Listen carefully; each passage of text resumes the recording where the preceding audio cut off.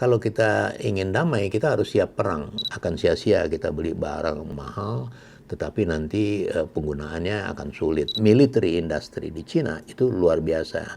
Saya menyaksikan sendiri pada tahun lalu, itu sebabnya kita mencari pilihan lain. Cina mungkin sebuah pilihan yang cukup menarik.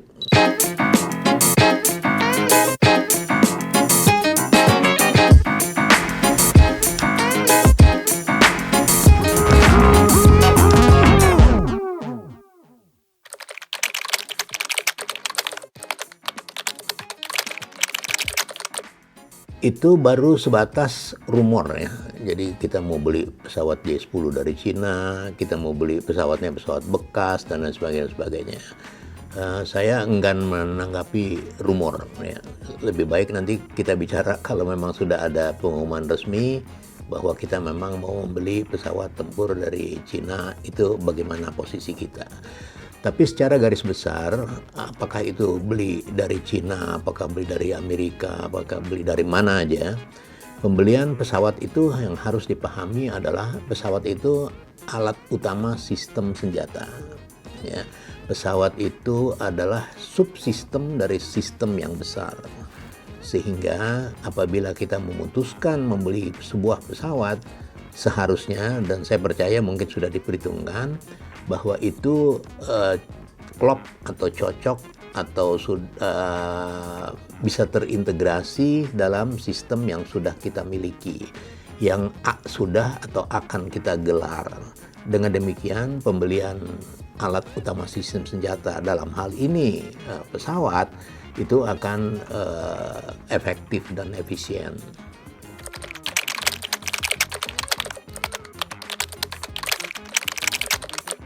Indonesia sekarang memang sedang atau tengah berada pada posisi memperbarui atau memodernisasi alat utama sistem senjatanya, memodernisasi sistem pertahanan keamanannya. Mengapa? Karena memang sudah waktunya ya, semua alat utama sistem senjata kita memang sudah menjelang dari masa pakai yang harus diperbarui atau dimodernisir atau direnovasi dan sebagainya. Sehingga memang tenggang waktu sekarang ini adalah memang kita tengah berusaha mencari pengadaan alutsista yang baru. Jadi itu sebabnya beredar banyak sekali sekarang berita-berita, kita kepengen beli pesawat ini, kita pengen beli pesawat itu, kita beli kapal selam dan sebagainya. Intinya memang bahwa kekuatan perang kita, kekuatan sistem pertahanan keamanan kita memang sudah berada pada tenggang waktu yang menuntut pembaruan atau renovasi atau penyempurnaan.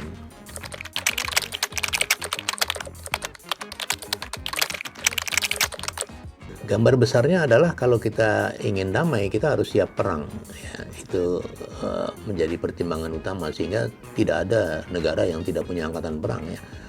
Nah, kalau kita bicara tentang angkatan perang, kalau kita bicara tentang kekuatan perang, maka kita berbicara tentang sistem pertahanan keamanan dalam arti yang luas. Itu sebabnya dengan perkembangan teknologi sekarang ini tantangannya menjadi lebih banyak ya. Kenapa lebih banyak? Karena perkembangan teknologi belakangan ini ya 3-4 dekade terakhir itu berlangsung sangat cepat akselerasinya. Sehingga kalau kita beli baru kita pesan, baru kita beli, nanti 2-3 tahun lagi baru datang teknologi baru udah ada lagi. Ya, itu tantangannya. Itu sebab maka dalam hal ini aspek perencanaan itu menjadi sangat penting ya. Jadi konsep pertahanan keamanan negara itu harus dituangkan dalam sebuah long term strategic planning namanya, yang biasa dikenal sebagai buku putih pertahanan. Ya, misalnya Australia, dia bikin juga Australian White Paper atau Australian Defense White Paper. Dalam white paper itulah, dalam perencanaan jangka panjang yang strategis itu dituangkan bagaimana tugas-tugas antara lain angkatan perangnya. Bagaimana peralatan-peralatan yang harus melengkapi angkatan perangnya dalam perspektif sistem pertahanan keamanannya, dalam konteks defense system konsep yang disusun. Itu yang saya sampaikan sebagai sebuah tantangan yang cukup besar belakangan ini, yang cukup serius yang harus dijawab dengan baik. Karena membeli pesawat itu bukan berarti sama dengan kalau kita beli mobil atau kita beli motor. Karena membeli pesawat, sekali lagi, pesawat adalah alat utama sistem senjata. Dia merupakan subsistem dan banyak sistem-sistem yang lainnya yang harus dibangun agar pesawat itu bisa bermanfaat, bisa digunakan sesuai dengan tugas pokok atau fungsinya. Nah, di sini peran perencanaan tuh menjadi sangat penting. Mengapa? Karena kita beli pesawat, kita harus memikirkan di mana pesawat itu ditaruh, berapa hanggar yang harus dibangun, bagaimana sistem pemeliharaannya, bagaimana persiapan suku cadangnya, bagaimana pelatihan SDM-nya, dan lain sebagainya. Ya, tidak sesederhana itu kita bisa memutuskan beli pesawat. Tantangan berikutnya, sejauh ini sebagian besar sistem peralatan persenjataan Indonesia itu adalah NATO standar, ya, standar NATO. Kita beli dari negara-negara barat, terutama dari Amerika. Sehingga kalau kita mau membeli dari negara lain, itu sekali lagi kita harus memikirkan panjang. Sistem pertahanan atau pengadaan atau pengelolaan angkatan perang, pengelolaan dari sistem pengadaan peralatan perang itu memerlukan investasi yang besar dan memerlukan rentang waktu yang panjang, sehingga tidak bisa diputuskan kaget-kaget gitu ya, ujuk-ujuk nggak bisa. Dia harus memiliki perencanaan matang. Apabila tidak, maka akan sia-sia kita beli bahan yang mahal, barang-barang yang mahal, tetapi nanti penggunaannya akan sulit, ya. Dan itu banyak contohnya. Kenapa sekarang tiba-tiba kita melihat kok ada keinginan kita membeli dari Cina, ya? Karena memang banyak masalah, ya, pembelian senjata, ya, itu dari negara manapun akan banyak berhadapan dengan masalah-masalah ikutannya, ya. Ada side effect-nya di situ, ya. Antara lain side effect itu bisa yang technical sifatnya, tapi juga banyak juga yang bersifat politis. Misalnya kalau kita beli dari negara-negara yang NATO standar, itu kita tidak boleh menggunakan, misalnya pengalaman kita dulu, kita beli dari Inggris misalnya, tapi kita nggak boleh pakai itu di Aceh misalnya, kita tidak boleh pakai itu di tim-tim misalnya, seperti itu. Jadi ada persyaratan-persyaratan yang bersifat politis, di samping persyaratan-persyaratan atau requirement yang bersifat technical tentu saja. Di samping itu, SDM juga memerlukan perhatian yang cukup besar, ya, yang sangat utama saya pikir, karena bagaimana kita melatih pilot, bagaimana kita melatih para teknisi dan sebagainya, itu adalah persoalan lain lagi. Kenapa? Sekali lagi karena sistemnya berbeda. Jadi kalau kita berpaling ke negeri lain, maka kita memerlukan waktu yang cukup untuk bagaimana menyesuaikan diri, ya, menyiapkan SDM yang pas untuk itu, apakah itu untuk awak pesawat, apakah untuk teknisi, atau untuk para petugas perawatan, para petugas dukungan logistik yang harus menyusun dan menyiapkan dukungan spare part atau suku cadang, dan lain sebagainya.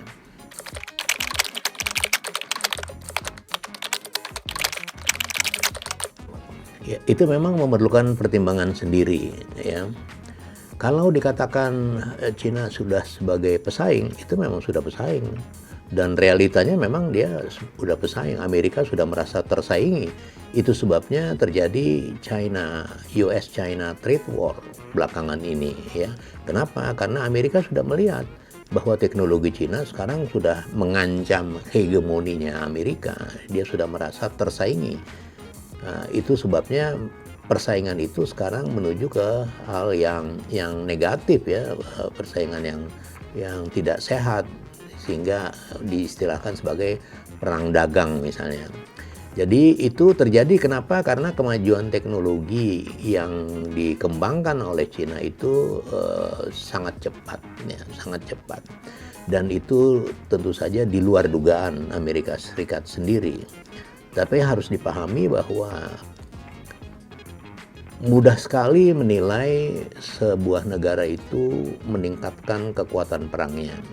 Setiap negara yang maju, yang untuk pertumbuhan ekonominya tinggi, maka di dalam pertumbuhan perekonomian yang tinggi itu ada bagian dari pertumbuhan budget pertahanannya. Itu pasti, ya. Jadi kalau kita lihat kemajuan ekonomi Cina, itu diselingi dengan berbagai macam berita-berita yang muncul bahwa ada pesawat baru yang diproduksi, ada kapal induk yang dibikin, dan sebagainya, dan sebagainya. Itu adalah cerminan atau refleksi dari bagaimana Cina yang pertumbuhan ekonominya begitu pesat, yang pasti di dalamnya mengandung pertumbuhan anggaran pertahanannya. Itu sebuah dalil yang sangat mendasar dalam konteks pengelolaan sistem pertahanan sebuah negara.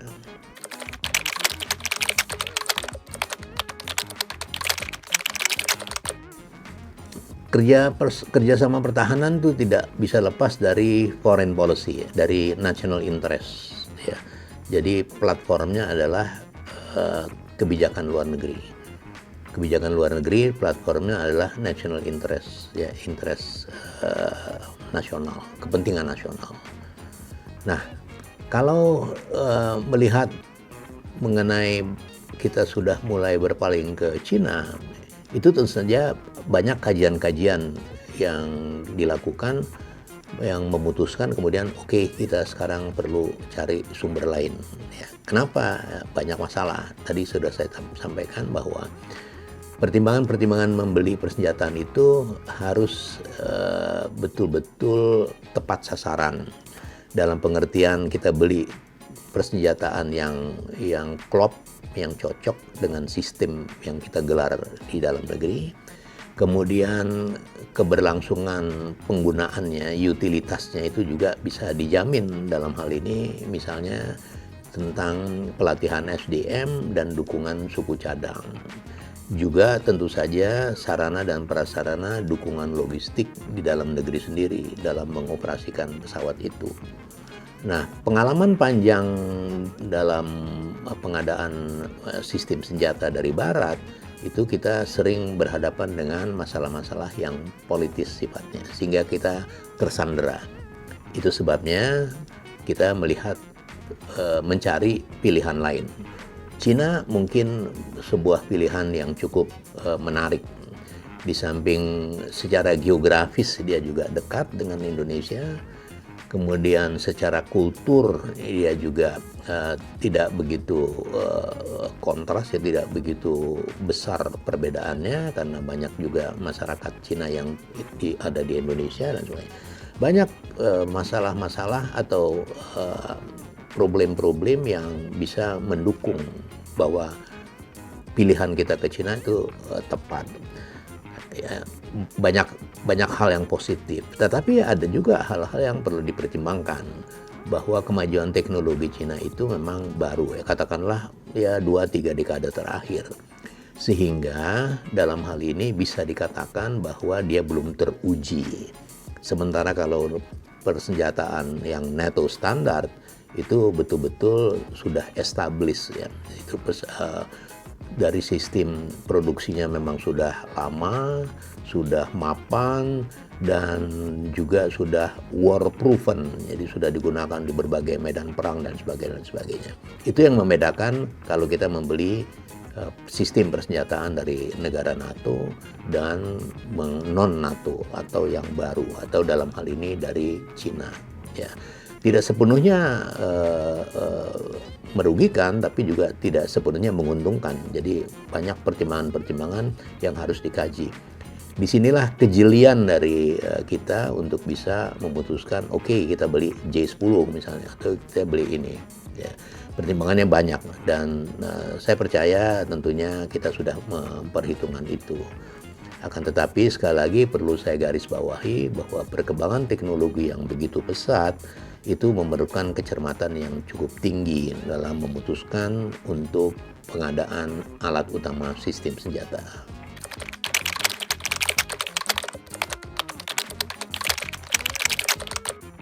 Ya, Cina tuh awal 2000-an itu memang berkembang pesat ya. Kalau kita baca banyak artikel yang menyebutkan bahwa Cina memang sudah mempersiapkan diri ya untuk menjadi negara yang maju di segala bidang. Dia mengirimkan begitu banyak anak muda sekolah ya, sekolah di Amerika, di Eropa, di universitas-universitas terkenal ya, di Harvard dan sebagainya. Tapi dengan pola pembinaan yang sangat mapan ya, mereka kembali dibina lagi, ditingkatkan lagi dan sebagainya. Kuncinya adalah Cina memang fokus pada education and training system dan pada research and development ya. Terutama kalau saya melihat perkembangan industri penerbangan ya, aviation industry yang tidak lepas dari military industry di Cina itu luar biasa. Saya menyaksikan sendiri pada tahun lalu, saya diundang di Zhuhai Air Show, itu sangat luar biasa. Saya banyak sekali atau sering sekali mengunjungi air show ya, di Paris, Le Bourget, di Farnborough di Inggris, di Singapura, di Langkawi. Itu setelah saya lihat Zhuhai itu nggak ada apa-apanya ya. Zhuhai itu memiliki 11 exhibition hall ya, yang canggih, yang baru dan keren banget. Dia bikin pesawat tuh nggak main-main ya, dari pesawat sport ya, pesawat kecil, pesawat capung untuk olahraga, sampai pesawat yang untuk disiapkan landing di bulan misalnya ya, itu dia, dan dia pamerkan ya di Zhuhai. Saya dulu kalau diundang di Zhuhai saya males ya. Tapi setelah saya mendengar kemajuan teknologi Cina yang begitu fantastis, saya kepengen tahu juga. Dan kebetulan saya diundang tahun yang lalu, saya berangkat, saya lihat. Dan saya sangat kagum sekali ya, luar biasa itu kemajuan teknologi Cina. Tapi sekali lagi dalam konteks rentang waktu dan establishment dari produk military industry, Cina belum teruji ya, walaupun bukan berarti kalau diuji dia jelek, kita nggak bisa tahu juga. Tetapi kalau dari NATO standar jelas, kalau kita beli pesawat A, B, C, kita udah bisa lihat spesifikasinya bagaimana dan kemampuan di medan perangnya bagaimana ya. Tapi kalau di Cina belum ada, kan produk baru semua. Produk baru itu ada keuntungan, ada kerugian. Keuntungannya dia menyempurnakan dari produk-produk yang sudah ada selama ini. Tetapi sekaligus dia juga akan berhadapan dengan masalah-masalah baru.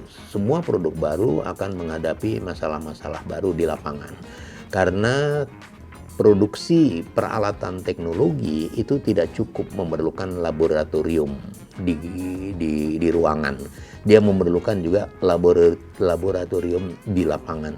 Nah, contohnya misalnya kalau sebuah pesawat baru ya, sebuah pesawat baru itu dikenal ada periode mengalami baby sickness namanya. Jadi ada masalah-masalah yang baru muncul setelah digunakan di lapangan. Walaupun pabrik pesawat sudah memiliki misalnya environment test hangar misalnya, ya dia udah tes di temperatur sekian, tapi tetap itu akan berbeda apabila dia digunakan beneran terbang mengalami temperatur yang begitu variatif dari plus sekian dan sampai minus sekian dan sebagainya. Dan itu adalah memerlukan laboratorium lapangan. Makanya sebuah produk teknologi dalam hal ini misalnya pesawat terbang, dia memerlukan masukan dari lapangan setelah digunakan sekian tahun untuk proses penyempurnaannya. Baru bisa dikatakan bahwa produk itu war proven ya, terbukti handal di medan perang misalnya.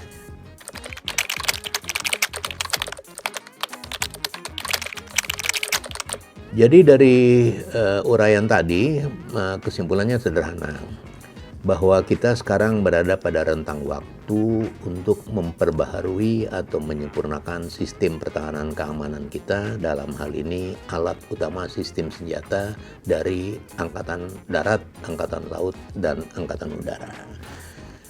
Dari penilaian dan penelaahan kajian-kajian yang dilakukan, maka kita memutuskan untuk mencari sumber lain selain dari yang selama ini kita berpusat atau berkiblat ke NATO standar.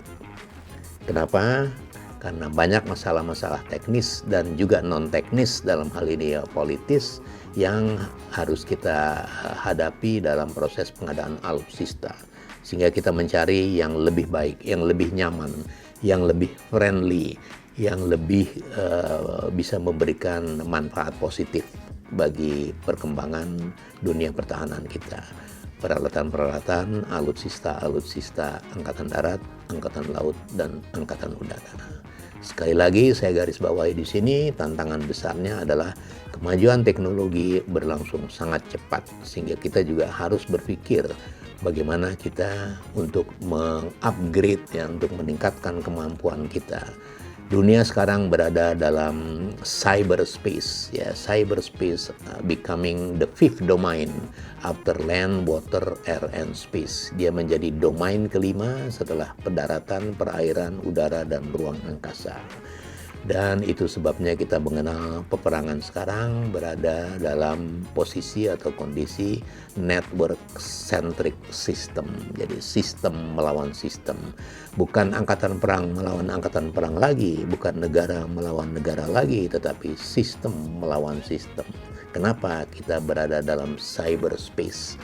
Apa sih itu cyber? Secara sederhana, cyber itu dapat dijelaskan sebagai 3 hal penting dari dunia cyber itu. Yang pertama adalah penggunaan artificial intelligence, kemudian autonomous system, pengembangan autonomous system, dan penggunaan drone.